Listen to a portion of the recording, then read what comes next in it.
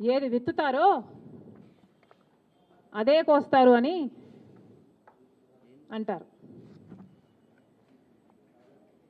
మరి జగన్మోహన్ రెడ్డి గారు హత్య రాజకీయాలు చేశారు, గొడ్డలి రాజకీయాలు చేశారు,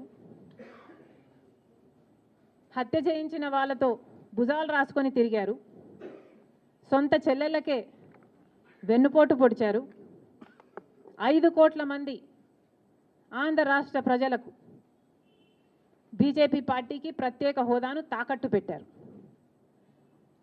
ఈరోజు జగన్మోహన్ రెడ్డి గారు ఢిల్లీలో ధర్నా చేస్తారా? ప్రత్యేక హోదా కోసం ఎందుకు చేయలేదండి ధర్నాలు?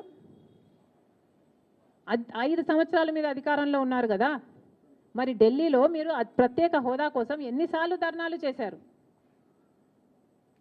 ప్రత్యేక హోదా అసలు ఊసే లేకుండా చేశారు కదా.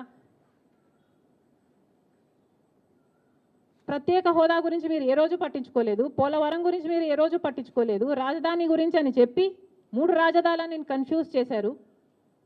ఆఖరికి కడప స్టీల్ ఫ్యాక్టరీని కూడా మీరు పట్టించుకోలేదు.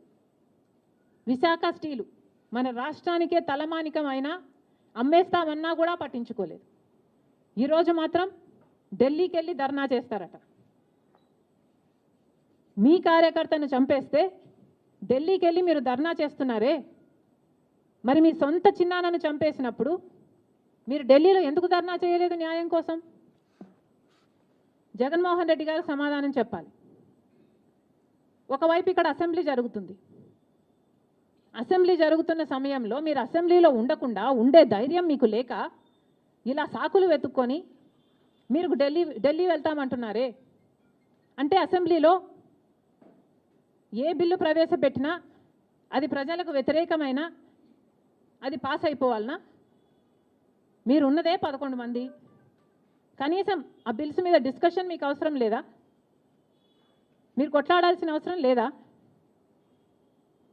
ఏం ఆలోచన చేస్తున్నారు జగన్మోహన్ రెడ్డి గారు?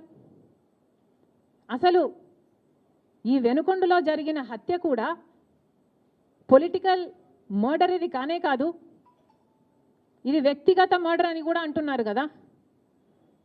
మేము ఏదో సాక్షి మీడియానో లేకపోతే టీడీపీ మీడియానో పట్టుకొని మాట్లాడడం లేదు.